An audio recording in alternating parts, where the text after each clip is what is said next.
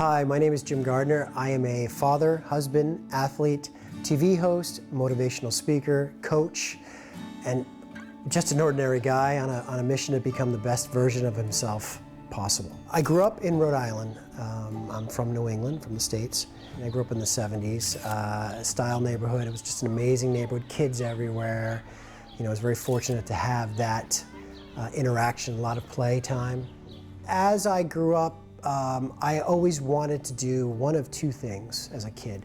I either wanted to be an athlete or I wanted to be an actor. I wanted to be on TV.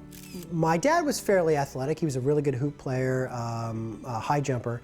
Not at an elite level by any stretch. My mom, not so much. But I was asthmatic as a kid, so, and I still am. And I think one of the things when I started my journey in life is I was a very frail boy.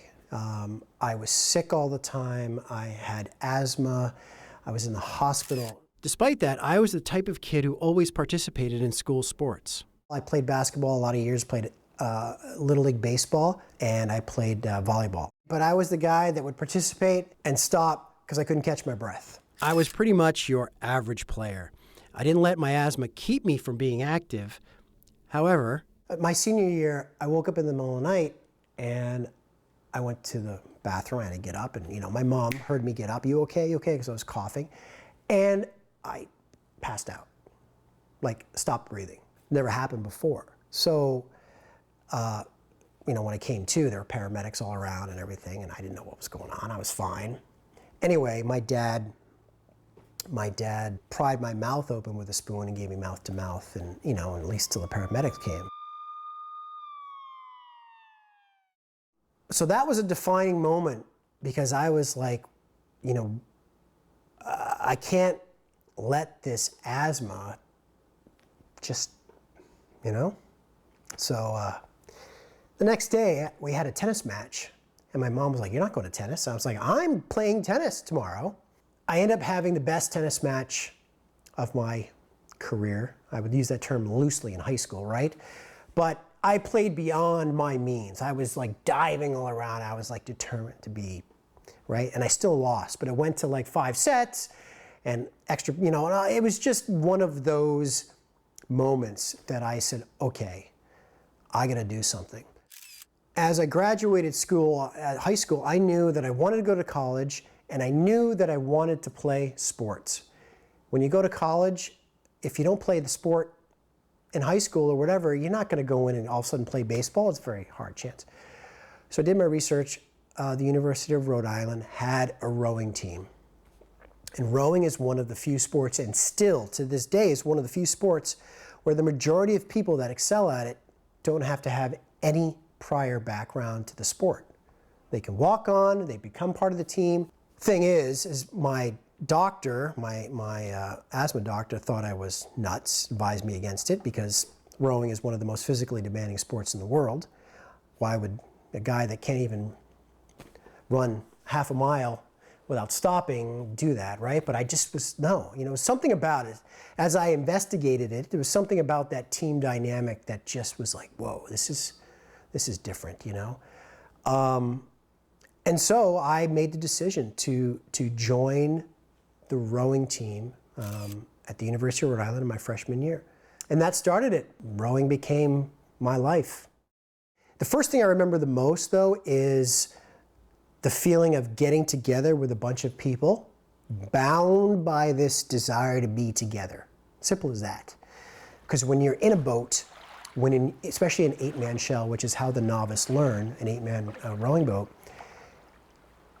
every guy in that boat depends on you. It's simple as that, and so you learn how to really depend on each other, put aside differences, You can't be late to practice, so the coach is going to make that boat go run hills instead of getting on the water because they're depending on you.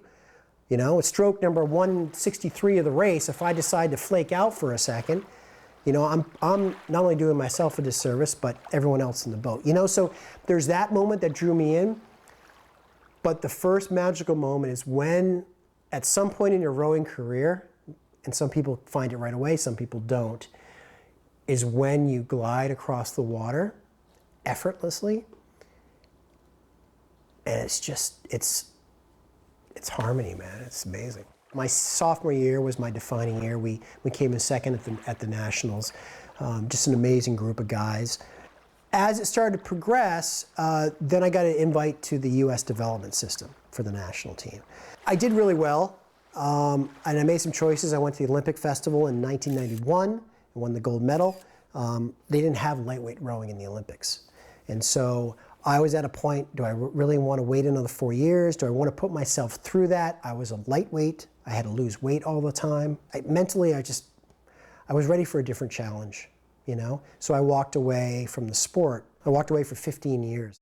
So I was at a crossroads. I knew I could do anything. I didn't know what I wanted to do, but I knew I could do anything. So I took an acting class at a local community theater. And before I knew it, long story short, I was invited to New York. I had a manager that signed me, and within the scope of, I don't know, maybe 6 months, 7 months, I was living in New York City. Within a year of moving to New York, I was off Broadway for 9 months doing a one-man show.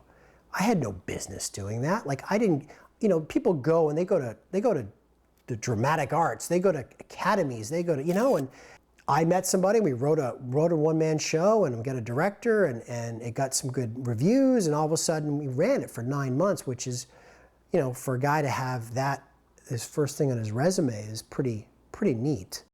12 years I spent in New York, and so New York's an amazing place. It's where I met my wife, and, you know, my wife and I met on Lexington Avenue, and that's, our daughter is named Lexington, and, you know, I mean, it's a huge thing for both of us, not just for me, for my wife as well. In 2005, the Hollywood sign was calling, and we decided to pack up our Jeep, drive across country, and continue my journey in the entertainment industry. And then finally made our way back up to Vancouver when we had our first daughter, and said, okay, what do I want to do? Do I want to do the acting thing? You know, going to do something to make ends meet, and coaching kind of just presented itself. And I always said that eventually I knew at some point in my life I would get back into rowing.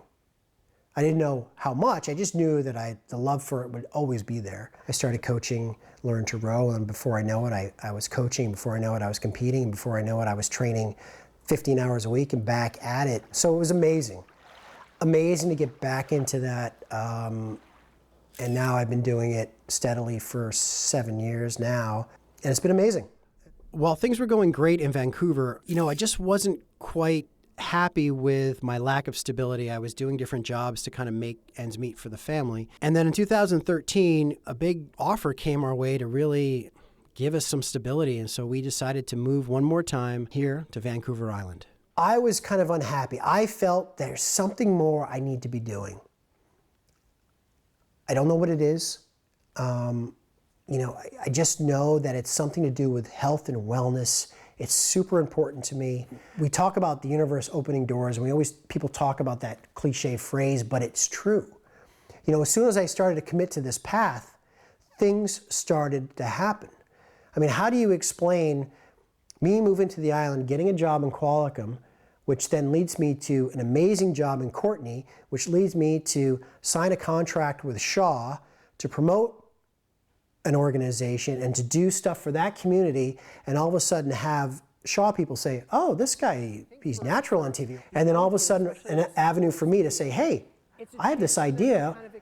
How about a show? Before you know it, it's just like, wow, like this was a seed in the back of my mind.